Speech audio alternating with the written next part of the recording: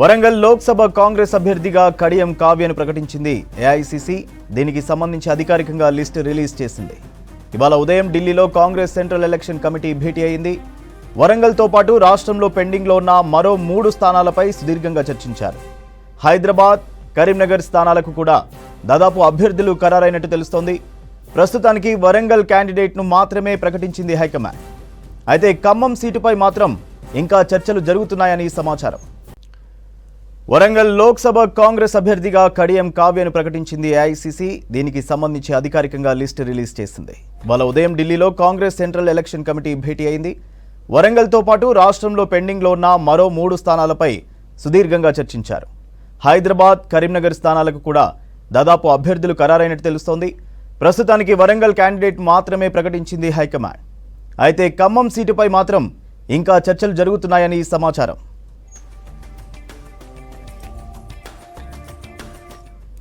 Details Madar అందిస్తారు. Madar, over to you. Surya, Warangal కు సంబంధించి అభ్యర్థిని కాంగ్రెస్ అధిష్టానం ప్రకటించింది. కడియం కావ్యను అక్కడ అభ్యర్థిగా ప్రకటిస్తూ అధికారికంగా కొద్దిసేపటి క్రితమే ఏఐసీసీ తన 8వ జాబితాను విడుదల చేసింది. తెలంగాణకు సంబంధించి ఇది 4వ జాబితా. దీంట్లో కేవలం 2 అభ్యర్థులకు సంబంధించినటువంటి ప్రకటన చేశారు. మహారాష్ట్రకు సంబంధించి అకోలా నియోజకవర్గం నుంచి అభయ్ కృష్ణాథ్ పాటిల్ అభ్యర్థిత్వాన్ని ఖరారు చేశారు. తెలంగాణకు సంబంధించి వరంగల్ నియోజకవర్గానికి కడియం కావ్య అభ్యర్థిత్వాన్ని ఖరారు చేస్తూ కొద్దిసేపటి క్రితమే అఫీషియల్ గా కాంగ్రెస్ పార్టీ స్టేట్మెంట్ అనేది కూడా ఇచ్చారు.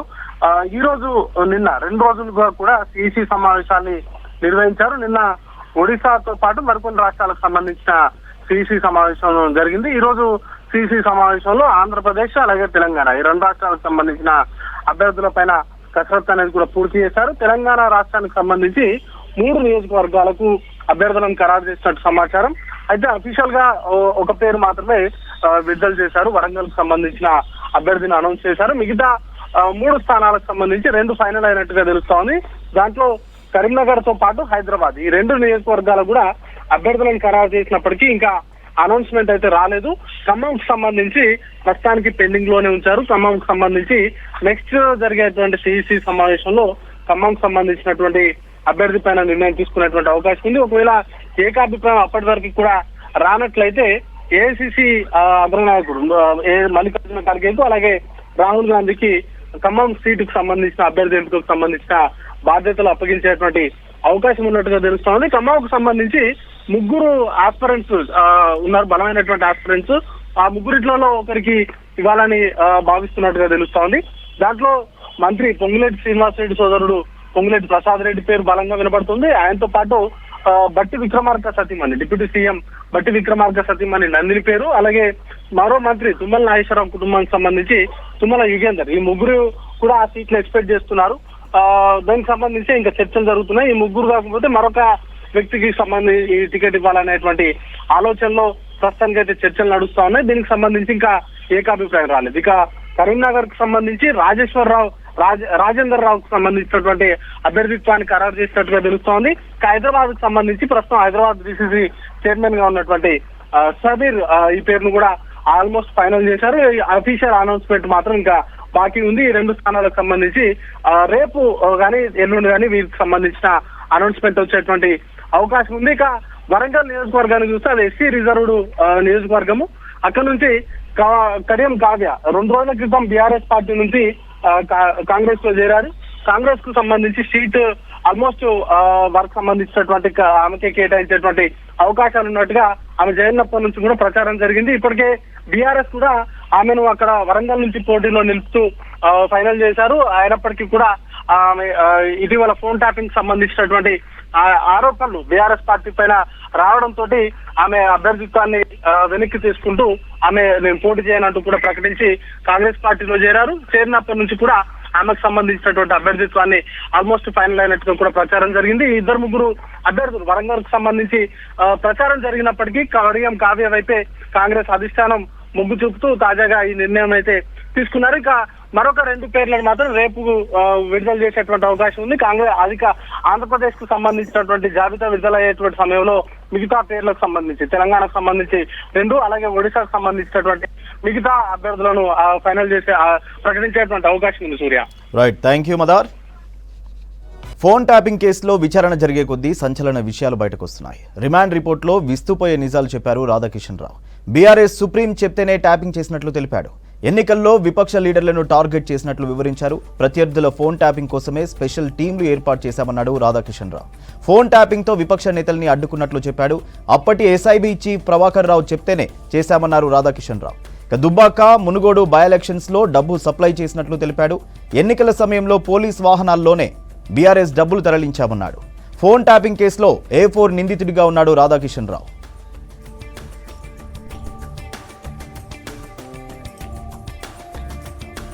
ఫోన్ ట్యాపింగ్ వ్యవహారంలో హైదరాబాద్ కమిషనర్ను కలిసి ఫిర్యాదు చేశారు కాంగ్రెస్ సీనియర్ నేత కేకే మహేందర్ రెడ్డి. బషీర్బాగ్ ఓల్డ్ సిపి ఆఫీస్లో సిపిని కలిసి ఆధారాలు సమర్పించారు. సిరిసిల్లలో వార్ రూమ్ ఏర్పాటు చేసి ఫోన్లు ట్యాప్ చేశారని కేకే మహేందర్ రెడ్డి ఆరోపించారు. సిరిసిల్ల వార్ రూమ్ ఏర్పాటు వెనుక కేసీఆర్, కేటీఆర్ హస్తముందన్నారు. తన ఫోన్తో పాటు మిగతా పార్టీ నేతల ఫోన్లు ట్యాప్ చేశారన్నారు. ఫోన్ ట్యాపింగ్కు పాల్పడిన వారిపై కఠిన చర్యలు తీసుకోవాలన్నారు కేకే మహేందర్ రెడ్డి. వ్యవహారంలో ఈ రాష్ట్రాన్ని కుదిపివేస్తూ గత ప్రభుత్వం అంటే కేసీఆర్ గారు, కేటీఆర్ గారు, హరీష్ రావు గారి ప్రభుత్వము, ఎందుకంటే వాళ్ళ ముగ్గురికే కన్ఫైన్ చేస్తున్నాను. ఎందుకంటే ఆ ప్రభుత్వంలో నడిపించింది ఆ కుటుంబం తప్ప ఇంకొక ప్రతి ఒక్క ఎమ్మెల్యే కానివ్వండి, మంత్రి కానివ్వండి, కేవలం నామమాత్రంగానే ఉన్నారు. ఏది నడిచినా వీళ్ళ ద్వారా నడిచింది. కేసీఆర్ గారి ప్రభుత్వం ఈ ప్రాంతంలో స్వేచ్ఛ స్వాతంత్రాలకు కానీ, భావ స్వేచ్ఛకు కానీ, ప్రజాస్వామిక హక్కులకు కానీ, పౌర హక్కులకు కానీ ఆటంకం కల్పిస్తూ ఏ విధంగా ఫోన్ ట్యాపింగ్కు పాల్పడి ఇక రాజకీయ ప్రత్యర్థులనే కాదు, ఇవాళ తెలంగాణ ఉద్యమంలో మేము మా యొక్క శక్తియుక్తులను పన్నిన మాపైనే ఒక అన్నదమ్ముల్లా మెలిగినాం, ఒక కుటుంబ సభ్యుల్లా వాళ్ళతో కలిసి తిరిగినాం. ఇవాళ చివరికి వస్తే మా ఫోన్లను కూడా ట్యాపింగ్ చేసే ఇంకా దుస్థితికి వాళ్ళు దిగజారిందంటే వాళ్ళు ఏ విధంగా తెలంగాణ రాష్ట్రాల్లో విచ్చలవిడతనాన్ని ఇవాళ భావస్వేచ్ఛను ఏ విధంగా కాలరాశిలో మీ అందరికి కూడా ఇవాళ అర్థమైంది. వచ్చిన కంప్లైంట్ కేసీఆర్ ప్రభుత్వం పైన, ముఖ్యంగా కేటీఆర్ గారి పైన. ఎందుకంటే ఈ ఫోన్ ట్యాపింగ్ వ్యవహారాల్లో వార్ రూమ్ సిరిసిల్ల ప్రాంతంలో కూడా వెలువడ్డది. అంతకుముందు అనేకమైన వ్యక్తుల ద్వారా నన్ను మళ్ళీ వాళ్ళ పార్టీలో టీఆర్ఎస్ పార్టీలోకి రమ్మని చెప్పి ఆహ్వానించాను. కాబట్టి ఇలా ఆ యొక్క ప్రయత్నాలే కాకుండా ఇవాళ మా దగ్గర సిరిసిల్ల పట్టణంలో వార్ రూమ్ ఏర్పడి దానికి ఎవరైతే పాత్రధారి, సూత్రధారి అంటున్న ప్రణీత్రావు కూడా అక్కడనే అరెస్ట్ చేయబడ్డాడు. కాబట్టి తప్పకుండా ఆ ప్రాంతంలో వార్ రూమ్ ఏర్పడ్డప్పుడు నా ఫోన్ నంబర్ లేకుండా ఉండదని చెప్పి నాకు ఇలా తేటతెల్లమైంది. వల్ల దాంతోపాటు అనేక మంది వ్యక్తులు నాతో మాట్లాడాలంటే, స్థానికంగా ఉన్న నాయకులు నాతో మాట్లాడాలంటే వాళ్ళందరూ కూడా భయపడేవాళ్ళు. అంటే అన్న మా ఫోన్ ట్యాపింగ్లో ఉంది, మా ఫోన్ ట్యాపింగ్లో ఉందని చెప్పి అంతమంది కూడా భయపడేవాళ్ళు. కాబట్టి ఇవాళ నేను ఒక నిర్ధారణకు వచ్చిన తర్వాత ఇవాళ ముఖ్యమంత్రి తర్వాత నేనే ముఖ్యమంత్రి, నేనే కాబోయే ముఖ్యమంత్రి అని చెప్పి వ్యవహరించిన కేటీఆర్ గారి పైన, ఇవాళ కేసీఆర్ గారి ప్రభుత్వం పైన ఈ ఫోన్ ట్యాపింగ్ గురించి నేను ఇవాళ కంప్లైంట్ చేయడం జరిగింది. వీటన్నింటిపైన కూడా నిజాలు నిగ్గుదేర్చాలని చెప్పి ఒక తెలంగాణ ఉద్యమకారునిగా తెలంగాణ ప్రాంతంలోని ప్రజలందరూ కూడా స్వేచ్ఛ స్వాతంత్రాలతో ఇలా ఒక తెలంగాణ రాష్ట్రంలో జీవించాలని కోరుకున్న వ్యక్తిగా ఈ యొక్క నిజ నిర్ధారణ దీనిపైన జరిపి సరైన ఎంక్వైరీ చేసి ఇలా దోషులను శిక్షించాలని చెప్పి వారికి నేను విజ్ఞప్తి చేయడం జరిగింది. ఫోన్ ట్యాపింగ్ కేసులో ఇన్వెస్టిగేషన్ స్పీడప్ చేస్తున్నారు పోలీసులు. ఈ కేసులో అరెస్ట్ అయి జైల్లో ఉన్న టాస్క్ ఫోర్స్ మాజీ డీసీపీ రాధాకిషన్ రావు బాధితులు ఒక్కొక్కరిగా బయటకు వస్తున్నారు. రాధాకిషన్ రావు తమను అక్రమంగా అరెస్టు చేసి సంబంధం లేని కేసుల్లో ఇరికించి కోట్ల రూపాయలు బెదిరించి లాక్కున్నారని బాధితులు ఆరోపిస్తున్నారు.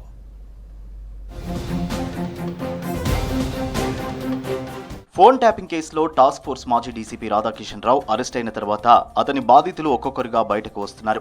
హైదరాబాద్ కమిషనరేట్లో టాస్క్ ఫోర్స్ డీసీపీగా పనిచేసిన టైంలో అధికారాన్ని ఉపయోగించుకుని రియల్టర్లు, వ్యాపారులను బెదిరించి డబ్బులు వసూళ్లు చేశాడని ఆరోపిస్తున్నారు. బేగంపేటలోని టాస్క్ ఫోర్స్ ఆఫీస్నే తన డెన్గా మార్చుకున్నాడంటున్నారు.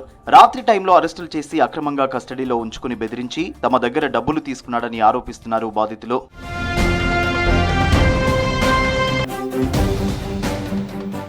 మాజీ డీసీపీ రాధాకిషన్ రావుపై సీఎం రేవంత్ రెడ్డికి దుబాయ్ నుంచి ఈమెయిల్ ద్వారా ఫిర్యాదు చేశారు బాధితుడు శరణ్ చౌదరి. రాధాకిషన్ రావు, సిసిఎస్ ఏసీపీ ఉమామహేశ్వరరావు తనను వేధింపులకు గురి చేశారంటూ బాధితుడు ఫిర్యాదులో పేర్కొన్నాడు. 2023 ఆగస్టు 1న ఆఫీస్కి వెళ్తుండగా మార్గం మధ్యలో సివిల్ డ్రెస్లో కొంతమంది పోలీసులు తనని కిడ్నాప్ చేశారని శరణ్ చౌదరి తెలిపారు. చాలా మంది నుంచి డిపాజిట్లు తీసుకున్నానని, తనపై అక్రమంగా కేసు నమోదు చేశారని అన్నారు. తన ఫోర్జరీ సంతకంతో నకిలీ ఒప్పందం సృష్టించి విజయ్ అనే వ్యక్తికి తన ఫ్లాట్ను రాయించారని ఫిర్యాదులో తెలిపారు. విజయ్ అనే వ్యక్తి మాజీ మంత్రి దయాకర్ రావుకు దగ్గర బంధువు అని చెప్పారు. అప్పుడు నన్ను 2 రోజులు నన్ను సిసిఎస్ ఆఫీస్లో నన్ను ఉంచి చిత్రహింసలు పెట్టి ఇల్లు రిజిస్ట్రేషన్ చేయాలని చెప్పి ఇల్లు రిజిస్ట్రేషన్ చేయించుకొని నా దగ్గర నేను అక్కడ సిసిఎస్లోనే ఉండగా 50 లక్షల రూపాయలు ట్రాన్స్ఫర్ చేయించుకొని ఎంతో ప్రెజర్తో అప్పుడు బండి సంజయ్ కుమార్ గారు, అప్పుడు బీజేపీలో ఉన్న విజయశాంతి గారు, కిషన్ రెడ్డి గారు, మా జిల్లా అధ్యక్షులు హరీష్ రెడ్డి గారు, అందరూ మా కార్పొరేటర్లు అందరూ వచ్చి సిసిఎస్ ఆఫీస్ దగ్గర కార్యకర్తలు వస్తే అప్పుడు పంపించారు నన్ను 2 రోజుల తర్వాత. రాధాకిషన్ రావు తనపై అక్రమంగా కేసులు పెట్టించాడని డీసీపీని కలిసి ఫిర్యాదు చేశారు. ఎమ్మెల్యే కొనుగోళ్ల కేసు నిందితుడు నందకుమార్ తనను అక్రమంగా అరెస్టు చేసి రాత్రంతా బంధించి చిత్రహింసలు పెట్టాడన్నారు. గతంలోనే రాధాకిషన్ రావుపై పోలీసులకు కంప్లైంట్ ఇచ్చినా పట్టించుకోలేదన్నారు. మరోవైపు తనను బెదిరించి కోట్ల రూపాయలు తీసుకెళ్లాడన్నారు సంధ్యా కన్వెన్షన్ ఎండీ శ్రీధర్. ఇదే విషయమై పంజాగుట్ట పిఎస్లో కంప్లైంట్ చేశారని తెలిపారు. నేను మళ్ళా బయటికి రాకూడదు, నేను బయటికి వస్తే ఇలాంటి విషయాలు మళ్ళీ బయటకు వస్తాయని చెప్పి వాళ్ళు నన్ను చాలా ఇబ్బందులు పెట్టారు. ఇదొక విషయం అయితే, ఎమ్మెల్యే కొనుగోలు విషయం ఒక విధం అయితే, ఇంకో విషయం ఏంటంటే మీకు ఆల్రెడీ తెలుసు, దగ్గుబాటి సురేష్ హీరో వెంకటేష్ గారికి, మాకు సురేష్ బాబు గారికి సివిల్ డిస్ప్యూట్స్ నడుస్తున్నాయని తెలుసు. దాంట్లో భాగంగా నవంబర్ 13, 2022లో ఎమ్మెల్యే కొనుగోలు కేసు తర్వాత నన్ను అప్రూవర్గా మారమంటే అప్రూవర్గా మారనందుకు వీళ్ళు నా మీద అక్రమంగా కేసులు పెట్టి రాధాకిషన్ రావుపై సైబరాబాద్ సిపికి కంప్లైంట్ ఇచ్చారు. కూకట్పల్లికి చెందిన సుదర్శన్ కుమార్ అనే వ్యక్తి తనను అక్రమంగా అరెస్టు చేసి కూతురి పేరు మీద ఉన్న ఫ్లాట్ ని బిల్డర్ పేరుపై మార్చాడని తెలిపారు. ఫ్లాట్ రాసివ్వకపోతే బిల్డర్ నిన్ను చంపడానికి చూస్తున్నాడంటూ తనను భయపెట్టాడన్నారు. మఫ్టీలో పోలీసులు వచ్చి నన్ను task force office parade grounds ఎదురుగా ఉన్న టాస్క్ ఫోర్స్ ఆఫీస్కి తీసుకెళ్లారు. అక్కడ డీసీపీ రాధాకిషన్ రావు గట్టుమల్లి సిఐ ఉండి ఇట్లా నువ్వు ఫ్లాట్ ఖాళీ చేసి వెళ్ళిపోవాలి, నువ్వు ఇచ్చిన 60 లక్షలకి ఫ్లాట్ వస్తుందా, మేము అది చేస్తున్నాం మీద వేరే కేసులు బనాయించి లోపడేస్తాము, ఏమనుకుంటున్నావు, మేము పవర్లో ఉన్నాము, నువ్వు ఎక్కడెక్కడ తిరిగినా మాకు తెలుసు, ఏమనుకుంటున్నావు అని చెప్పి బాగా బెదిరించారు. 2 రోజులు నన్ను నిర్బంధించి చిత్రహింసలు పెట్టి ఆ ఫ్లాట్ వాళ్ళ పేరు మీద రాపించేశారు. రాధాకిషన్ రావు సుమారు 7 ఏళ్ల పాటు హైదరాబాద్ టాస్క్ ఫోర్స్లో పనిచేశాడు. తన పదవీ కాలం ముగిసినా అప్పటి ప్రభుత్వం టాస్క్ ఫోర్స్ ఓఎస్డీగా రాధాకిషన్ రావును నియమించింది. 2023 నవంబర్లో సెంట్రల్ ఎలక్షన్ కమిషన్ రాధాకిషన్ రావును బదిలీ చేసే వరకు హైదరాబాద్ టాస్క్ ఫోర్స్ ని తన ఆధీనంలో ఉంచుకున్నాడు. ఇప్పటికైనా కొత్త ప్రభుత్వం ఫోన్ ట్యాపింగ్ కేసులో నిందితుడిగానే కాకుండా తాము ఇస్తున్న ఫిర్యాదులపై కూడా విచారణ చేసి రాధాకిషన్ రావుపై చర్యలు తీసుకుని తమకు న్యాయం చేయాలని కోరుతున్నారు బాధితులు. రంగారెడ్డి జిల్లా మైలార్దేవ్పల్లిలో భారీ అగ్ని ప్రమాదం జరిగింది. బెడ్ పరుపుల గోదాంలో షార్ట్ సర్క్యూట్ కావడంతో మంటలు చెలరేగాయి. దట్టమైన పొగ వ్యాపించడంతో ఉక్కిరిబిక్కిరయ్యారు స్థానికులు. ఘటనా స్థలానికి చేరుకున్న అగ్నిమాపక సిబ్బంది 2 ఫైర్ ఇంజిన్లతో మంటలను అదుపులోకి తీసుకొచ్చారు. నిబంధనలకు విరుద్ధంగా పరిశ్రమ నడుపుతున్నారని అన్నారు ఫైర్ అధికారులు. పరిశ్రమలో ఎవరూ లేకపోవడంతో ప్రమాదం తప్పిందన్నారు assistant district fire officer Srinivas.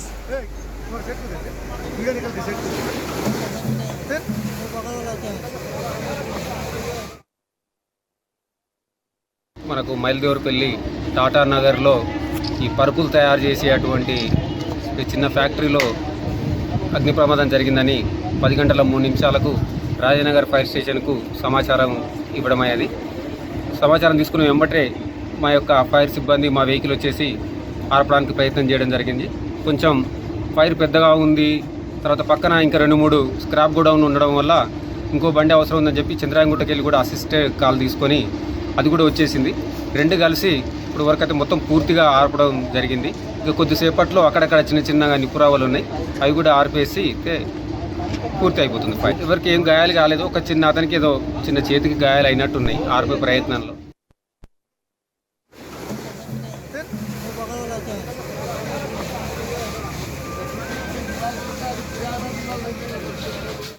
సిటీలో మోత మోగిస్తున్న టూ వీలర్ సైలెన్సర్లను సీజ్ చేశారు నార్త్ జోన్ ట్రాఫిక్ పోలీసులు. వేల సంఖ్యలో సైలెన్సర్లను బేగంపేట ట్రాఫిక్ ట్రైనింగ్ శిక్షణ కేంద్రంలో రోడ్ రోలర్తో తొక్కించారు. ఇటీవల రోడ్డు ప్రమాదంలో చనిపోయిన హోం కుటుంబానికి 2,50,000 రూపాయలు చందా వేసి చెక్ను అందించారు బేగంపేట ట్రాఫిక్ పోలీసులు. మోటార్ సైకిల్స్కి సైలెన్సర్స్ మోడిఫై చేసి వాటిని రేసింగ్స్కి వాడడము, తర్వాత ఎక్కువ సౌండ్ వచ్చే విధంగా వాటిని ఉపయోగించడము, ఇవన్నీ చేస్తున్నారు. వీటన్నిటిని కంట్రోల్ చేయడంలో భాగంగా ఒక స్పెషల్ డ్రైవ్ ఏర్పాటు చేయడం జరిగింది. నో ఎంట్రీ వెహికల్స్ వీటన్నిటి మీద. ముఖ్యంగా రాత్రి వేళల్లో ఈ సైలెన్సర్ మోడిఫై చేసి రేసింగ్ వాడడం వలన అవి ఆ సమయంలో నిద్రపోయే వారికి కానీ లేదా ఆ పక్కన ప్రయాణిస్తున్న వారికి కానీ ప్రమాదం జరిగే అవకాశం ఉంది. అంతేకాకుండా ఇది ఒక బ్యాడ్ హ్యాబిట్గా మారుతుంది. కాబట్టి స్పెషల్ డ్రైవ్లో భాగంగా గత నెల రోజుల నుండి సైలెన్సర్ మోడిఫైడ్ వెహికల్స్ మీద ఒక స్పెషల్ డ్రైవ్ ద్వారా అనేక వెహికల్స్ సీజ్ చేసి ఆ సైలెన్సర్స్ని తీయించి కొత్త సైలెన్సర్స్ని కంపెనీ సైలెన్సర్స్ మాత్రమే వాడే విధంగా ప్రోత్సహించి ఈ సైలెన్సర్ అన్నింటినీ కూడా డిస్ట్రక్ట్ చేయడం జరుగుతోంది. తెలంగాణలో త్వరలోనే బీఆర్ఎస్ అంతమవుతుందని చెప్పారు కేంద్ర మంత్రి కిషన్ రెడ్డి. కేటీఆర్ సీఎం అవుతానని కలలు కన్నారని, కానీ ఆయన కలలు విఫలమయ్యాయని విమర్శించారు. కేటీఆర్ చేతిలో తెలంగాణ ప్రజలు దోపిడీకి గురయ్యారని తెలిపారు. ఎన్టీపీసీ శంకుస్థాపనకు వచ్చిన కేసీఆర్ ప్రారంభోత్సవానికి ఎందుకు రాలేదని ప్రశ్నించారు మంత్రి కిషన్ రెడ్డి. కాంగ్రెస్ హయాంలో జరిగినటువంటి అవినీతి కుంభకోణాలు దేశ ప్రజలు ఇంకా మర్చిపోలేదు. అవినీతికి పాల్పడ్డారు అని ఆరోపణ చేయలేనటువంటి ఒక నీతివంతమైనటువంటి ప్రభుత్వాన్ని కేంద్ర ప్రభుత్వం అందించడం జరిగింది. ఈరోజు ప్రజలలో మార్పు తీసుకురావడం జరిగింది.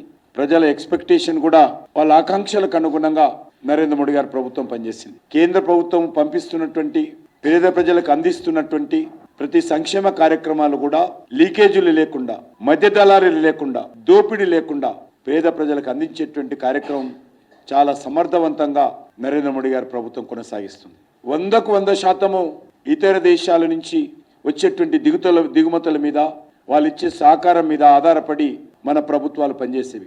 ఏ చేతితోటైతే మనము సహాయం తీసుకునే వాళ్ళము కాంగ్రెస్ హయాంలో, అదే చేతితో భారతీయ సంస్కృతి, భారతీయ జీవన విధానాలకు అనుకూలంగా మనం అదే చేతితో ఇతర దేశాలకు సహకారం అందించేటువంటి స్థాయికి మనం చేరుకున్నాం. Largest food grain distribution system ఈరోజు అమలు జరుగుతూ ఉంది భారతదేశంలో. ప్రపంచంలో ఏ దేశం కూడా ఇంత పెద్ద ఎత్తున ఆహార ధాన్యాలు ఉచితంగా పేదలకు అందించేటువంటి కార్యక్రమం ప్రపంచంలో ఏ దేశంలో లేదు, భారతదేశంలో ఉంది. 80 కోట్ల మంది ప్రజలకు వరకు కూడా ఈరోజు ఉచితంగా బియ్యం ఇస్తా ఉన్నాం. పంటల గిట్టుబాటు ధర ఇవ్వచ్చు. మనం ఎక్కడికి చేరుకోవాలన్నా ఒక అడుగుతోటే ముందుకెళ్ళాలి. కాబట్టి స్వచ్ఛ భారత్లో కూడా విజయవంతమయ్యామనే విషయాన్ని ఈ సందర్భంగా మనం చేస్తున్నాం. అన్ని కులాల వాళ్ళకు, అన్ని మతాల ప్రజలకు, అన్ని వర్గాల ప్రజలకు, అన్ని భాషల ప్రజలకు, అన్ని రాష్ట్రాల ప్రజలకు ఈరోజు అనేక రకాల సంక్షేమ కార్యక్రమాలు, ఆ రకంగా 34 లక్షల కోట్ల రూపాయలు 34 lakhs crores ఈరోజు వెల్ఫేర్ యాక్టివిటీ కింద పేద ప్రజలకు అందించినటువంటి చరిత్ర నరేంద్ర మోడీ గారి ప్రభుత్వం. రాష్ట్రం ఎదుర్కొంటున్న ప్రస్తుత సమస్యలకు కారణం కేసీఆర్ అన్నారు డిప్యూటీ సీఎం బట్టి విక్రమార్క. సరిదిద్దలేనంత తప్పిదాలను గత సర్కార్ చేసిందని విమర్శించారు. అస్తవ్యస్తంగా మారిన అన్ని రంగాలను దారిలో పెట్టే ప్రయత్నం చేస్తున్నామన్నారు బట్టి. చేసిన తప్పులను ఒప్పుకోకుండా కేసీఆర్ దిగజారి మాట్లాడారని ఫైర్ అయ్యారు. విద్యుత్, నీళ్లు, రైతు బంధు, కాళేశ్వరంపై కేసీఆర్ మాట్లాడిన మాటలన్నీ కట్టుకథలేనన్నారు బట్టి. దాదాపు 10 సంవత్సరాలు ముఖ్యమంత్రిగా చేసినటువంటి వ్యక్తి తాను చెప్పుతున్నటువంటి మాటలు, నిన్న చేసినటువంటి వ్యాఖ్యానాలు చూస్తూ ఉంటే ఇంత తక్కువగా కూడా దిగజారిపోయి ప్రవర్తిస్తారా అనిపించింది. వారు విద్యుత్ మీద మాట్లాడారు, రైతు బంధు పైన మాట్లాడారు, లేకపోతే రైతు బీమా పైన గురించి మాట్లాడారు, నీళ్ల గురించి మాట్లాడారు, వారు కట్టినటువంటి కాళేశ్వరం గురించి కూడా మాట్లాడారు. ఏ ఒక్కదాన్ని కూడా వాస్తవాలు జోలికి పోకుండా కట్టుకథలు చెప్పి అందులోంచి బయటపడాలనేటువంటి ప్రయత్నం చేశారు తప్ప జరిగింది పొరపాటే. కనీసం మీరు ఇప్పటికైనా మీరైనా సరి చేస్తా ఉన్నారు, సంతోషిస్తాంలే అనేటువంటి మాట వారి నుంచి వస్తుందని ఆశించారు. బైఫర్కేషన్ యాక్ట్లో తెలంగాణ రాష్ట్రానికి 4,000 మెగావాట్లు ఎన్టీపీసీ ద్వారా తెలంగాణ రాష్ట్రానికి వచ్చేటట్టుగా అందులో పొందుపరిచారు. ఏం చేసినావు మరి? నువ్వు 10 ఏళ్లు పాలన చేసావు కదా. ఒకసారి ఎన్టీపీసీతో నువ్వు ఏమైనా పీపీఏ అగ్రిమెంట్ చేసి ఆ 4000 పవర్ వచ్చేటట్టు చేసావా? చేయలేదు. ఎందుకు చేయలేదు? ఎవరు ఆపారు నిన్ను? సూపర్ క్రిటికల్ టెక్నాలజీతో పెట్టాల్సినటువంటి భద్రాద్రి పవర్ ప్రాజెక్ట్ని ఎవడో ఒక వదిలేసిపోయినటువంటి సబ్ క్రిటికల్ టెక్నాలజీ సంబంధించిన టర్బైన్స్ అన్ని మిగిలి ఉంటే BHELలో వాళ్ళకి సాయం చేయటం కోసం నువ్వు దీన్ని ఆపి దాన్ని పెట్టావు. దాంతోపాటు మళ్ళీ యాదాద్రి దగ్గర అప్పు తీసుకొచ్చి ఆడవాడ పెట్టావు. నీ పాపమే కదా ఎన్టీపీసీ రాకుండా ఉండిపోవటానికి. నీలాగా గుడ్డిగా ఎవడైనా చావని ముందైతే నాకు కావాల్సింది తీసుకొచ్చి ఆడ పడేసిపోతే ప్రజలు సస్తే ఏమవుతుంది అని అనుకోలేము కదా. మేము బాధ్యత కలిగిన ప్రభుత్వంగా ఆలోచన చేసి ఆచి తూచి, ఎందుకంటే ఇప్పటికే మీ వల్ల ఈ రాష్ట్రానికి విద్యుత్ శక్తిలో పడినటువంటి భారం తట్టుకోలేక సతమతం అవుతా ఉన్నాం. నేను మాట్లాడేవన్నీ కూడా విత్ స్టాటిస్టిక్స్తోనే మాట్లాడుతున్నాను, విత్ డేట్స్తో సహా మాట్లాడుతున్నాను. గాలికి కేసీఆర్ గారిలా కట్టుకథలు చెప్పి నేను మాట్లాడదలుచుకోలేదు. ఎందుకంటే ఇదంతా ప్రజలకు సంబంధించిన అంశాలు. ఇన్ని అంశాలు, ఇంత వాస్తవాలు పర్ఫెక్ట్గా ఉంటే ఈ రకంగా ఆడిపోసుకోవటం అనేది నిజంగా బాధ అనిపించింది. దేశంలో మోదీకి ఎదురే లేదన్నారు చేవెళ్ల బీజేపీ ఎంపీ అభ్యర్థి కొండ విశ్వేశ్వరరెడ్డి. ప్రజాశీర్వాద యాత్రలో భాగంగా తాండూరు నియోజకవర్గంలోని యాలాల్లో పర్యటించారు. దేశ ప్రజలంతా మరోసారి మోదీ నాయకత్వాన్ని కోరుకుంటున్నారని చెప్పారు. నిరుపేదలకు సంక్షేమ పథకాలు అందించి దేశాన్ని అభివృద్ధి వైపు నడిపిస్తున్నారన్నారు. దేశంలో వైద్య రంగాన్ని పటిష్టపరిచామని చెప్పారు కొండ విశ్వేశ్వరరెడ్డి. పంటలు పండేందుకు ఎరువిచ్చేది, మద్దతు ధర ఇచ్చేది, కిసాన్ వేదికను, రైతు వేదిక, లాస్ట్ కు మన శ్మశాన వాటికలు కూడా ఇది వేస్తుండ్రు. ఏంది వాళ్ళన్నీ అవద్దాలు, వాళ్ళు నాశనం చేస్తారు. మేము ఇచ్చేది మేమే, గర్వంగా మేము రాముడిని అడ్డం పెట్టుకుని పైసలాడుతున్నాం. మీరేంది మైనారిటీస్ ను మా మీద దాడులు చేయమని వాళ్ళని ఇన్స్టిగేట్ చేసి ఓన్లీ మీకు దాని ఒక్కటే మైనారిటీ ఓట్సే కొన్ని ఇన్నో అన్న వస్తాయి. వాళ్ళు కూడా కొంతమంది చైతన్యం వెళ్తారు, 20% మాకు వస్తాయి. మీరేంది నిన్న దాడి జరిగింది మన హిందువుల మీద, మొన్న దాడి జరిగింది హిందువుల మీద. మేము యూసీసీ సపోర్ట్ చేస్తే మీరంతా కన్ఫ్యూజ్. కాంగ్రెస్ ఎక్కడన్నాడు మైలవారికి 10 సార్లు పోయినా ఒక్కసారి అడుగు పెట్టారు. మైలవాడ అందరు నన్ను గుర్తుపడతారు. మైక్ పెట్టుకొని అడుగు మీ ఎంపీ ఎవరని సర్వే చేస్తే చాలా మంది అంటారు కొండా విశ్వేశ్వరరెడ్డి అని. పేరు కూడా తెలియదు. చేవెళ్లలో బీఆర్ఎస్ పార్టీ గెలవడం ఖాయమన్నారు మహేశ్వరం ఎమ్మెల్యే సబితా ఇంద్రారెడ్డి. తప్పుడు హామీలతో అధికారంలోకి వచ్చిన కాంగ్రెస్కు ఎంపీ ఎన్నికల్లో ప్రజలు బుద్ధి చెబుతారన్నారు. రంగారెడ్డి జిల్లా చేవెళ్లలో జరిగిన పార్లమెంటు సన్నాహక సమావేశంలో పాల్గొన్నారు. బీసీ కులానికి చెందిన కాసాని జ్ఞానేశ్వర్ను గెలిపించాలన్నారు. కార్యక్రమంలో అభ్యర్థి కాసాని జ్ఞానేశ్వర్, ఇతర బీఆర్ఎస్ నేతలు పాల్గొన్నారు. మంచి చేయడానికి మనం ప్రయత్నం చేయాలి, చెడు అవసరం లేదు. మనం 13 తారీఖు నాటి ఈ నెల మరి గౌరవ ముఖ్యమంత్రి గారు మరి చంద్రశేఖరరావు గారు మన చేవెళ్ల ప్రాంతంలో ఎన్నికల శంకారం పూరించబోతున్నారు. ఆయనకు మనము అతి పెద్ద సంఖ్యలో మనం స్వాగతం చెప్పవలసిన అవసరం ఉంది. అందులో చేవెళ్ల గడ్డ ముందుండాలని మీ అందరూ ప్రార్థిస్తున్నాను. మిత్రులారా, రాబోయే ఎలక్షన్స్లో కూడా మీ యొక్క ఆశీర్వాదాన్ని తప్పక మాకు ఇవ్వాలి. ఒకరొకరు కూడా అభ్యర్థులు మీరే అన్నట్టు ఈ ఎన్నికల్లో మీరందరూ పనిచేయమని మరొకసారి ఇక్కడ ఉన్న నాయకులందరూ కూడా చేతులు జోడించి వేడుకుంటా ఉన్నాను. పెద్దలు వేదిక మీద ఉన్న మన అభ్యర్థి కాసాని జ్ఞానేశ్వర్ గారు అక్కర్లేదు. ఎందుకంటే నేను రాజకీయాల్లోకి రాకముందు నుండే జ్ఞానేశ్వర్ గారు ఈ జిల్లాలో పరిచయం. చాలా మందితో మమేకమైపోయి చాలా మందితో పరిచయాలుండి చాలా మందికి తెలవకుండా సాయం చేసిన, అంటే ప్రచారానికి ప్రాధాన్యత ఇవ్వకుండా సాయం చేసిన కుటుంబాలు ఎన్నో ఉన్నాయి. జ్ఞానేశ్వర్ గారు చేసినాయి. జిల్లా పరిషత్ చైర్మన్గా, ఎమ్మెల్సీగా ఈ జిల్లాకే కాదు కమ్యూనిటీకి కూడా సర్వీస్ ఇస్తూ అన్ని కులాలని కూడా 96 కులాలని ఒక్కతాటి మీద తీసుకొచ్చి తను ఒక వేదిక ఏర్పాటు చేసుకొని ఆ రోజున్న ప్రభుత్వానికి 96 కులాల సమస్యలను చెప్పే ప్రయత్నం చేసిన ఏకైక నాయకుడు ఎవరంటే కాసాని జ్ఞానేశ్వర్ గారు. మళ్ళీ ఎవరంత పెద్ద సాహసం చేయలేరు, చేయబోరు కూడా. ఆయన ఒక్కరే ప్రయత్నం చేశారు, చేస్తూ టచ్లో కూడా ఉండే ప్రయత్నం చేశారు అందరికీ.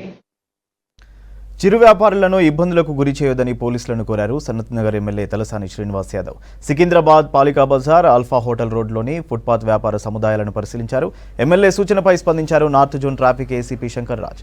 పబ్లిక్కు ఇబ్బందులు కలగకుండా వ్యాపారాలు చేసుకుంటే ఎలాంటి సమస్యలు రావన్నారు. రోడ్డును ఆక్రమించిన వారిపైనే చర్యలుంటాయని తెలిపారు. ఇక్కడ ఏంటంటే పేదవాళ్ళు గడిచిన 40-50 సంవత్సరాల నుంచి చిరు వ్యాపారం చేసుకునేటువంటి పేదవాళ్ళు, వాళ్ళకి ఏంటంటే వ్యాపారం తప్ప వాళ్ళ కుటుంబం నడవడానికి కూడా ఇబ్బంది. ఎందుకంటే వాళ్ళ కుటుంబము, పిల్లలు, వాళ్ళ ఆధారమే ఇది. ఎండనక వాననక రోడ్ల మీద అమ్ముకునేటువంటి వ్యాపారస్తులు. సరే, వాళ్ళకు కొన్ని ఇబ్బందులు, పోలీసులు ఇవి తీసేయమన్నారని చెప్పి ఇబ్బందులు. రెండోది వయా మీడియా వాళ్ళతో మాట్లాడి ప్రాబ్లం సాల్వ్ అయిపోయింది. తప్పకుండా వాళ్ళు సంతోషంగా వాళ్ళ వ్యాపారం వాళ్ళు చేసుకోవచ్చు. అదే అందుకే వాళ్లకు పోలీస్ వైపు రెండోది వ్యాపారస్తులకు కూడా చెప్పినాం. అంటే మీరు కూడా మన్మానే రోడ్డు మీదకి వచ్చి పెట్టకుండా వాళ్ళకు వాళ్ళకు ఉన్నటువంటి ఆ ఏరియా ఏదైతే ఉన్నదో దానికే కన్ఫైన్డ్ అయ్యి అంత పరిమితి లోపల వాళ్ళు పెట్టుకోవాలని చెప్పేసి వాళ్ళకు కూడా చెప్పినాం. కాబట్టి మీరందరూ కూడా సార్ చెప్పిన విధంగా ఆ లైన్ అక్కడి వరకు వేసి ఆ ముందట బండ్లు ఉండనీయకుండా వచ్చిన వాళ్ళు ఈజీగా సికింద్రాబాద్ దగ్గర మీ దగ్గర కొనుగోలు చేసేటట్టు ఆ విధంగా క్లియర్గా ఉంచాలని మళ్ళీ ఒకసారి సారు కూడా చెప్పాడు. మా ఇన్స్పెక్టర్ గారికి మా యొక్క క్రెయిన్ టీంకి కూడా చెప్పడం జరుగుతుంది. కాబట్టి మీ ఇందులో ఈ యొక్క ట్రాఫిక్ ఇబ్బందులు ఉన్నాయి కాబట్టి వాటిని పరిష్కరించడానికి మీ సహకారం కూడా మాకు అవసరం. పబ్లిక్ సహకారం లేనిదే ఏ సొసైటీ కానీ ఏ డిపార్ట్మెంట్ కానీ ముందుకు పోదు. కాబట్టి అక్రమ కేసులు ఉండవు. దయచేసి దీన్ని ట్రాఫిక్ ఇబ్బందులు లేకుండా మీరందరూ మాతో కోఆపరేట్ చేయాలని చెప్పేసి హైదరాబాద్ పోలీస్ తరపున, హైదరాబాద్ ట్రాఫిక్ పోలీస్ తరపున, మా సిపి గారి తరపున, అడిషనల్ కమిషనర్ గారి తరపున, డీసీపీ గారు సుబ్బారాయుడు గారి తరపున మీకు అందరికీ కూడా నేను తెలియజేసుకుంటున్నాను. ఏదైనా దృష్టికి వస్తే నేను ఇక్కడ లోకల్ ఏసీపీని కాబట్టి ముందు నా దృష్టిలో పెట్టండి. తర్వాత మీరు ఎక్కడికి పోయినా సరే మేము పరిష్కరిస్తామా లేదా అన్న తర్వాతనే మీరు ఎక్కడికైనా వెళ్ళండి అని చెప్పేసి మరొకసారి నేను కోరుకుంటున్నాను. ప్రజాగాయకుడు గద్దర్పై దాడి జరిగి 20 ఏళ్లైనా నిందితుడిని పట్టుకోలేదన్నారు సీనియర్ జర్నలిస్ట్ పాషం యాదగిరి.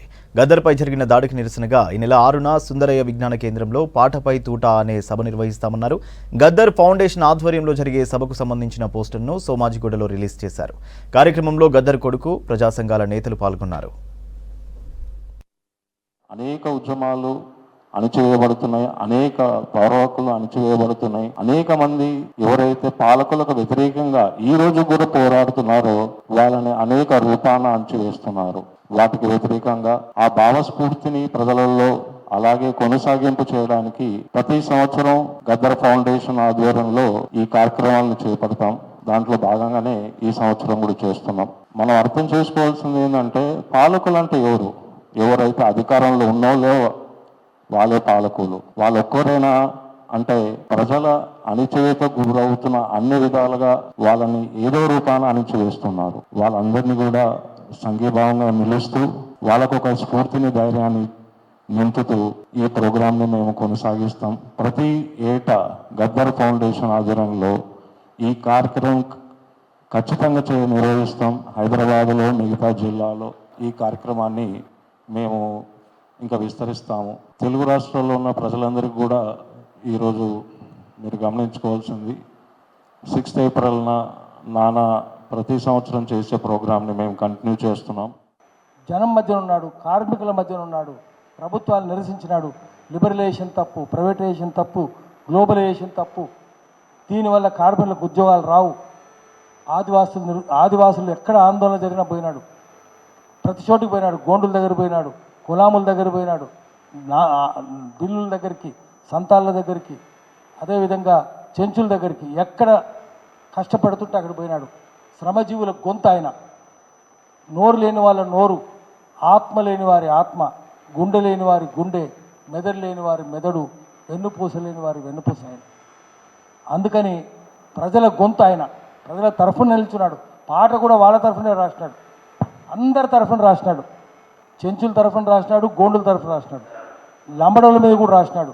ఎందుకు అమ్ముకుంటున్నావమ్మా, ఎందుకు ఏడుస్తున్నావమ్మా లంబాడోళ్ళ చెల్లెమ్మ, నిన్నెవరేమన్నారమ్మా లంబాడోళ్ళ చెల్లెమ్మ, కట్టెలమ్ముకునే కడుపును అమ్ముకుంటున్నావా లంబాడోళ్ళ చెల్లెమ్మ. అట్లంటే గోండులు చెంచులు కూడా ఏడిచినారు. అట్లాంటి జనాన్ని కదిలించేవి, జనం కష్టాలు కన్నీళ్లను పాట రూపంలో చూపించినాడు. అందుకని ప్రభుత్వాలకు నచ్చలేదు, ఏ ప్రభుత్వమైనా సరే. అందుకని ఆ తర్వాత వచ్చిన ప్రభుత్వాలు కూడా దర్యాప్తు పూర్తి చేయలేదు, ఎవరిని శిక్ష వేయలేదు, ప్రభుత్వమే చేసింది. అందుకనే మాకు అనిపిస్తుంది తెలంగాణ ఉద్యమంలో బెల్లెల్తను చంపిన, మారు జూరని చంపిన, ఆఖరికి ఆకుల భూమిని చంపిన అవన్నీ ప్రభుత్వం చేసిన హత్యలే. వాటి మీద విచారణ ఉండదు, దర్యాప్తు ఉండదు, నేరస్తులను పట్టుకోరు, శిక్ష లేరు. ఏది ఏమైనా మిత్రులారా, గద్దరు ఆయన తలుచుకోవాలి మనము. ఆయన పాట మీద ఆయనకు జరిగింది ఇతరులు కూడా జరగవచ్చు కాబట్టి భావ ప్రకటన స్వేచ్ఛ ఉండాలి. ఆర్టికల్ 19(1)A రాజ్యాంగం ఇచ్చిన భావ ప్రకటన స్వేచ్ఛ మీద దాడి జరగకుండా, మళ్ళీ దాడులు జరగకుండా ముందు ఉండాలంటే గద్దర్ని తలుచుకోవాలి. గద్దర్ లాంటి కళాకారుడు భూమి మీద పుట్టడు. తెలంగాణ, ఆంధ్రలో అయితే అసలే పుట్టడు. తెలుగు కళాకారుడు ఇప్పటికీ వంగపండు ప్రసాద్ పేరు చెప్పినప్పుడల్లా విశాఖపట్నంలో మన్యంలో గద్దర్ బొమ్మ కూడా ఇద్దరు బొమ్మలు పెట్టి పాటలు పాడిస్తుంటారు. ఉన్నత విద్య కోసం విదేశాలకు వెళ్లే భారత విద్యార్థుల సంఖ్య ప్రతి ఏటా పెరుగుతుంది. ముఖ్యంగా 2 తెలుగు రాష్ట్రాల నుంచి అత్యధికంగా ఉన్నత విద్య కోసం విదేశాలకు వెళ్తున్న వారి సంఖ్య ఎక్కువ అవుతుందని నివేదికలు చెబుతున్నాయి. అయితే పార్లమెంట్ ఎన్నికల నోటిఫికేషన్ రావడం, కోడ్ అమలు కావడంతో ఫారిన్ స్టడీస్కి వెళ్లే విద్యార్థులకు ప్రభుత్వాలు ఇచ్చే ఫండ్ నిలిచిపోయింది. దీంతో విద్యార్థులు టెన్షన్ పడుతున్నారు.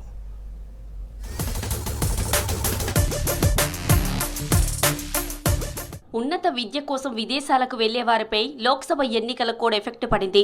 కోడ్ అమల్లో ఉండడంతో పేద విద్యార్థులకు ఆర్థిక సాయం అందించే విదేశీ విద్యానిధి పథకంకు అర్హుల ఖరారు అంశం పెండింగ్ లో పడింది.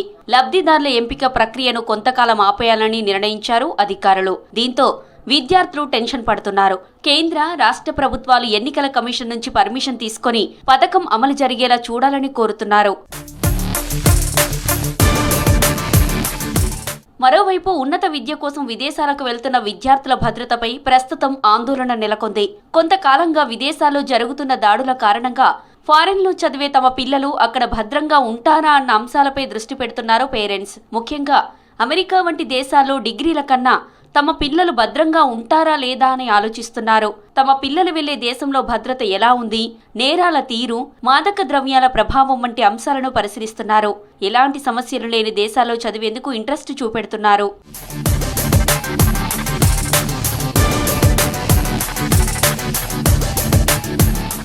విదేశాల్లో చదివేందుకు వెళ్లే విద్యార్థులు ముందుగానే అన్ని జాగ్రత్తలు తీసుకోవాలంటున్నారు ప్రొఫెసర్స్. చదివే యూనివర్సిటీ గుర్తింపు, సౌకర్యాల గురించి తెలుసుకోవాలని సూచిస్తున్నారు. అలా తెలుసుకోకుండా అక్కడికి వెళ్లి చాలా మంది విద్యార్థులు మోసపోయారని చెబుతున్నారు. విదేశీ విద్యానిధి పథకం కూడా ఎన్నికల కోడ్తో సంబంధం లేకుండా అమలు చేయాలని కోరుతున్నారు. ఏ విశ్వవిద్యాలయం నుంచి అయితే వీళ్ళకి అడ్మిషన్ వస్తుందో ఆ అడ్మిషన్ ప్రక్రియ పట్టుకొని ఆ అడ్మిషన్ లెటర్ తీసుకొని వీళ్ళు SC, ST, BC scholarship apply చేయడం జరుగుతుంది. ఏదైతే ఎస్సీ, ఎస్టీ, బీసీ విద్యార్థుల స్కాలర్షిప్ ఏదైతే ఉన్నదో ఈ ఎలక్షన్ కోడ్ వల్ల మరి ఆగటం అనేది జరుగుతుంది. దీనికి ప్రత్యేకంగా మరి సోషల్ వెల్ఫేర్ కానివ్వండి, ట్రైబల్ వెల్ఫేర్ కానివ్వండి, మైనారిటీ వెల్ఫేర్ కానివ్వండి, మరి ప్రభుత్వం తరఫున కన్సల్ట్ అధికారులు మరి ఎలక్షన్ కోడ్ ఉన్నందువల్ల మరి వారి ఎలక్షన్ కమిషన్ నుంచి కూడా పర్మిషన్ తీసుకుంటే బాగుంటుంది. ఎలక్షన్ కమిషన్ కూడా పెద్ద అబ్జెక్షన్ కూడా ఏం చెప్పకపోవచ్చు. విద్యార్థులు ఉన్నత చదువులకై విదేశాలకు వెళ్తున్నప్పుడు మరి దీనికి అభ్యంతరం చెప్పాల్సిన అవసరం అయితే లేదు. ఎంతోమంది విద్యార్థులు మరి వాళ్ళ ఉస్మానియా యూనివర్సిటీలో, జేఎన్టీలో, అనేక విశ్వవిద్యాలయాల్లో, అగ్రికల్చర్ యూనివర్సిటీలో అలాగే విశ్వవిద్యాలయాలు అడ్మిషన్ తీసుకుంటారు. అంటే వయసు వర్స అక్కడ విద్యార్థులు మన దేశానికి రావటం, మన దేశ విద్యార్థులు అక్కడికి పోవటం, ఈ వల్ల దేశ విదేశీ సంబంధాలు కూడా చాలా బలపడతాయి. కాబట్టి ఫ్యూచర్లో కూడా ఒక దేశం నుంచి మన దేశం అనేకమైన దేశాలతోటి కూడా మంచి సత్సంబంధాలు కలిగి ఉంది. కాబట్టి మన విద్యార్థులు ఇవాళ ప్రపంచవ్యాప్తంగా ఎక్కడ చదువుకునే ఆస్కారం ఉంది. కాబట్టి మరి కేంద్ర రాష్ట్ర ప్రభుత్వాలు చూస్తున్న చొరవను బట్టి కూడా కేంద్ర ప్రభుత్వం, రాష్ట్ర ప్రభుత్వం ఇచ్చే స్కాలర్షిప్ మీద డిపెండింగ్ కూడా మరి ఎంతోమంది విద్యార్థులు చదువుకొని ఉన్నత శిఖరాలు ఎదుగుతున్నారు. ఫారెన్ లో స్టడీ చేసేందుకు వెళ్లాలనుకునే విద్యార్థుల కోసం చాలా అవగాహన కార్యక్రమాలు నిర్వహిస్తున్నామన్నారు ఎడ్యుకేషనల్ ఫెయిర్ నిర్వాహకులు. స్టూడెంట్స్ కి అన్ని డౌట్స్ తీరేలా ఫెయిర్ లో వివరాలు చెబుతామన్నారు. ఫారెన్ కు వెళ్లాలనుకునే ప్రతి ఒక్క విద్యార్థి ఎడ్యుకేషన్ ఫెయిర్ కు అటెండ్ కావాలని సూచిస్తున్నారు. గత 20 సంవత్సరాల నుంచి స్టూడెంట్స్ ని ఫారెన్ కంట్రీస్లో చదువుకోవడానికి పంపిస్తున్నాం. ముఖ్యంగా అమెరికా, యూకే, ఆస్ట్రేలియా, కెనడాతో పాటు ఇప్పుడు కొత్తగా చాలామంది స్టూడెంట్స్ జర్మనీ, ఫ్రాన్స్ లాంటి దేశాలకు వెళ్తున్నారు. మెయిన్ పర్పస్ ఆఫ్ ఇది ఎడ్యుకేషన్ ఫేర్ చేయడానికి ఏంటంటే ఇక్కడ మేము 50 యూనివర్సిటీ రిప్రజెంటేటివ్స్ని, డిఫరెంట్ డెలిగేట్స్ని ఇక్కడ పిలవడం జరిగింది. ఒక 6 కంట్రీస్ నుంచి ఇక్కడ ఉన్నారు. సో వాళ్ళు వాళ్ళ యూనివర్సిటీస్ గురించి, వాళ్ళకు ఉన్న పాపులర్ కోర్సెస్ ఇప్పుడు ఏవైతే డిమాండ్ ఉన్నాయో మన Indian students point of view, courses కానీ, ఫీజ్ స్ట్రక్చర్ కానీ, అక్కడ అయ్యే ఖర్చు కానీ, లివింగ్ ఎక్స్పెన్సెస్ కానీ, లేదా ఆ యూనివర్సిటీలో జాయిన్ అవ్వడానికి ఆ ఎంట్రీ రిక్వైర్మెంట్స్ గురించి కానీ, అంటే ప్రతి యూనివర్సిటీలో ప్రతి కంట్రీలో డిఫరెంట్ రిక్వైర్మెంట్స్ ఉంటాయండి. ఫర్ ఎగ్జాంపుల్ ఇప్పుడు అమెరికా వెళ్ళాలి అనుకుంటే GRE, TOEFL లాంటి ఎగ్జామ్స్ రాయవలసి ఉంటుంది అకాడమిక్ పర్సంటేజ్తో పాటు. అదే యూకేకి వచ్చేసరికి GRE, TOEFL లాంటి ఎగ్జామ్స్ అనేవి అవసరం ఉండదు. Without IELTS or without English language test కూడా యూకేకి వెళ్ళడానికి అవకాశం ఉంటుంది. సో ఇప్పుడు కొత్తగా ఏంటంటే జర్మనీకి చాలామంది స్టూడెంట్స్ వెళ్తున్నారు. ఇంతకుముందు జర్మన్ లాంగ్వేజ్ నేర్చుకుని పబ్లిక్ యూనివర్సిటీస్కి మాత్రమే వెళ్ళేవాళ్ళు. ఈ ప్రైవేట్ ఇన్స్టిట్యూషన్స్ జర్మనీలో జర్మన్ లాంగ్వేజ్ లేకుండా మొత్తం మీడియం ఆఫ్ ఇన్స్ట్రక్షన్ ఇంగ్లీష్లో స్టార్ట్ చేశాయి. సో దానివల్ల అనేది ఇప్పుడు చాలామంది జర్మనీకి ఒక డెస్టినేషన్ లాగా చూస్తున్నారు. Especially students from Telugu students like from AP and Telangana ఇక్కడ చూస్తున్నారు. గడిచిన 5 ఏళ్లలో దాదాపు 10 లక్షల మందికి పైనే విదేశాల్లో చదివేందుకు వెళ్తున్నట్లు ప్రభుత్వ నివేదికలు చెబుతున్నాయి. 2025 నాటికి 20 లక్షల మంది విద్యార్థులు వెళ్లే అవకాశాలుండడంతో విదేశీ విద్యపై రాష్ట్రంలో మరిన్ని అవగాహన కార్యక్రమాలు నిర్వహించాలని కోరుతున్నారు విద్యావేత్తలు. రాష్ట్రంలోని బీసీ హాస్టల్స్ సమస్యల వలయంలో చిక్కుకున్నాయి. సరైన సదుపాయాలు లేకపోవడంతో విద్యార్థులు ఇబ్బందులు ఎదుర్కొంటున్నారు. గత 10 ఏళ్లుగా కనీసం హాస్టల్ భవనాలకు మరమ్మతులు చేయలేదంటున్నారు విద్యార్థులు. చాలా చోట్ల అద్దె భవనాల్లోనే కొనసాగుతున్నాయని చెబుతున్నారు. గత ప్రభుత్వం పెండింగ్లో పెట్టిన మెస్ బిల్లులను విడుదల చేయాలంటున్నారు. బీసీ సంక్షేమ హాస్టల్స్లోని సమస్యలపై మరిన్ని డీటెయిల్స్ మా రిపోర్టర్ అరుణ్ అందిస్తారు.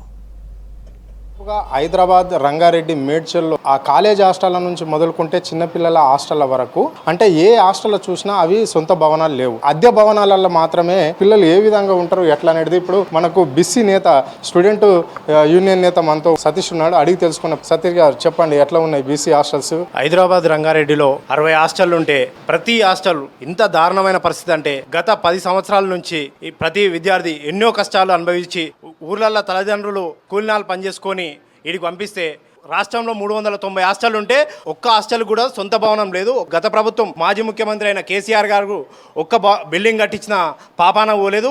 అదేవిధంగా ఇప్పుడు వచ్చిన రేవంత్ రెడ్డి గారు దయదలిసి ఈ విద్యార్థులకు తొందరగా బిల్డింగ్లు కట్టియాలి. ఎందుకంటే గత ప్రభుత్వం చేసిన తప్పులు మీరు కూడా చేయొద్దని విజ్ఞప్తి చేస్తున్నాం. అంతేకాకుండా ఈ హాస్టల్కు మెస్ ఛార్జీలు రాక 9 నెలలు అవుతున్నాయి. 9 నెలలు మెస్ ఛార్జీలు రాక హాస్టల్ వార్డెన్లు ఏ విధంగా నడిపిస్తారని గుర్తు చేస్తున్నా.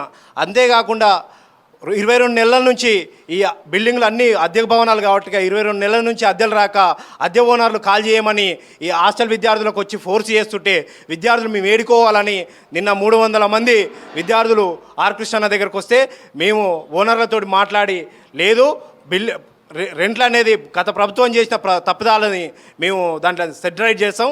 ఇప్పుడు మన ముఖ్యమంత్రి రేవంత్ రెడ్డి గారు ఆయన బీసీల పట్ల గొప్ప మనసు కలిగిన వ్యక్తి కాబట్టి అందుకని ఆయనతోటి మాట్లాడి మేము రెంట్లు ఇప్పిస్తామని ఓనర్లకు నచ్చజెప్పడం జరిగింది. అంబర్పేట హాస్టల్ 20 సంవత్సరాల నుంచి ఇదే బిల్డింగ్లో ఉంటుంది అద్దె భవనం.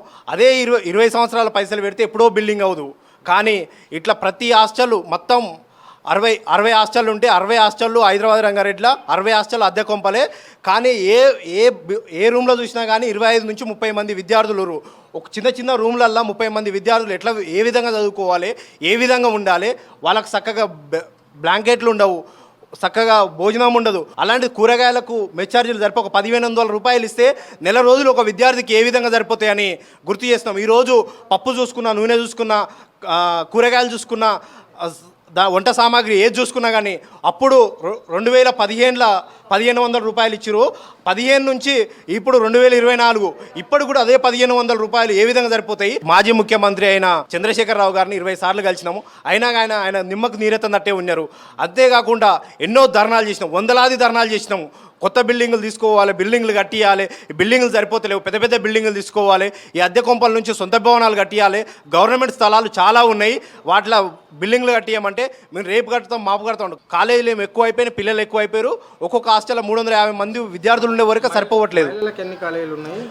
కాలేజ్ గర్ల్స్ హాస్టల్స్ 20 హాస్టల్స్ ఉన్నాయి రంగారెడ్డి, హైదరాబాద్లో. కొన్ని బిల్డింగ్లలో 2 హాస్టళ్ళు కూడా ఉన్నాయి. ఆ 2 హాస్టళ్ళు తీసేసి ఒకటే హాస్టల్ ఉండాలి బిల్డింగ్లని విజ్ఞప్తి చేయడం జరిగింది. ప్రిన్సిపల్ సెక్రటరీ కూడా రీసెంట్లీగా కూడా కలిసినాం. ఇంత ముందుకు 10 సార్లు కలిసినాము. Inter, degree, PG, polytechnic, MBA, B Tech తదితర కోర్సుల విద్యార్థులు ఉంటారు.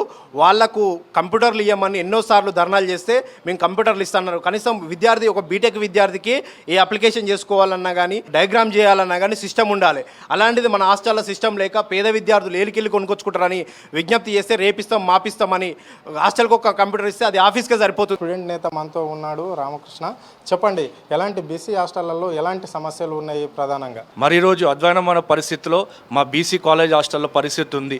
బర్రెలు దొడ్డి కన్నా అధ్వానంగా. మరి ఇప్పుడు చూసుకుంటే ఒక్క రూమ్లో 5 మంది 6 మంది ఉండాల్సిన చోట దాదాపు 20 నుంచి 30 మంది ఒకటే గదిలో మరి రోగాల బారిన పడుతూ ఉన్నారు. ఎందుకంటే ఒకరి పక్కకు ఒకరు ఉండడం వల్ల మరి అనేకమైన సమస్యలు ఎదుర్కొంటూ ఉన్నారు. మా విద్యార్థులు 15 రూపాయల భోజనం తింటూ ఉన్నారు హాస్టల్స్లో. మరి అనేకమైన సమస్యలు, వాళ్ళు ఒకరికి కింద పడుకుని నేల మీద పడుకుంటూ ఉన్నారు. మరి 150 మందికి కేవలం 5 బాత్రూమ్లు 6 బాత్రూమ్లు. మరి పొద్దున వాళ్ళు రెడీ అయ్యి కాలేజ్కి వెళ్ళాలంటే ఒకరి తర్వాత ఒకరు వెయిటింగ్ పరిస్థితి.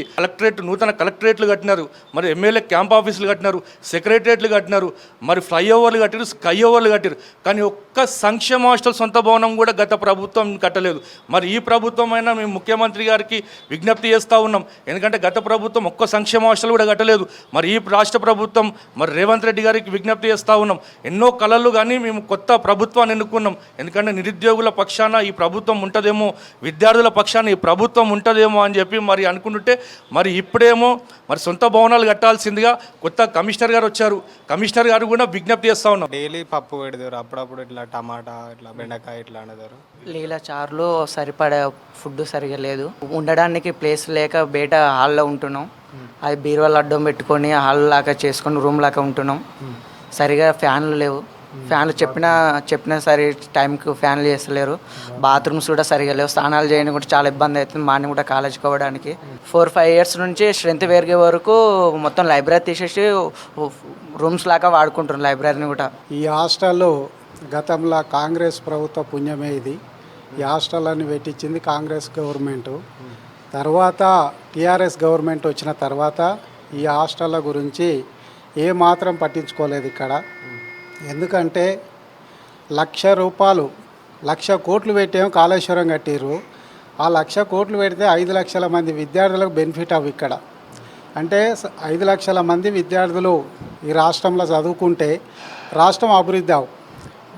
మట్టిలో పోసిన 1,00,000 కోట్లు తిని వాళ్ళు బంగ్లాలు కట్టి తాగి తిరుగుతుర్రు. ఇప్పుడు జైల్లో పోయే పరిస్థితి ఏర్పడ్డది. మేము అనేది ఏంటంటే ఈ బీసీ హాస్టళ్ళు, ఈ హాస్టల్ గతంలో 6 హాస్టళ్ళు ఉండే. ఈ హాస్టళ్ళు ఆ 6 హాస్టళ్ళని 200 హాస్టళ్ళు చేసింది కాంగ్రెస్ గవర్నమెంటు. కాంగ్రెస్ గవర్నమెంట్ తోటి కొట్లాడి ఆర్ కృష్ణన్న పోరాడి రాజశేఖర రెడ్డితోటి కొట్లాడితే ఆ రాజశేఖర రెడ్డి పుణ్యమా అంటూ ఈరోజు 200 హాస్టళ్ళు రావడం జరిగింది. ఈ హాస్టళ్ళ కనీస సౌకర్యాలు కూడా కరువు కావడానికి కారణం కేసీఆర్, ఈ టీఆర్ఎస్ గవర్నమెంటే ఇది. ఎందుకంటే వాళ్ళు ఎన్నో తెలంగాణ వస్తే బంగారు భవిష్యత్తు అన్నారు, విద్యార్థులకు ఎడ్యుకేషన్ పరంగా ఎంతో అభివృద్ధి అన్నారు. కానీ మరి ఆ గవర్నమెంట్ ఏం చేసిందంటే వాళ్ళు ఎంతసేపు కాలువలు పైసలు తినాలి, వైన్స్లు ఓపెన్ చేయాలి, తాగాలి, పండాలనే ఆలోచనే ఉంది. కానీ పేద వర్గాలు, బీద వర్గాలు, బీసీ విద్యార్థులు చదువుకోవాలని ఏమాత్రం వాళ్ళు కనీసం బడ్జెట్ కూడా రిలీజ్ చేయలేదు.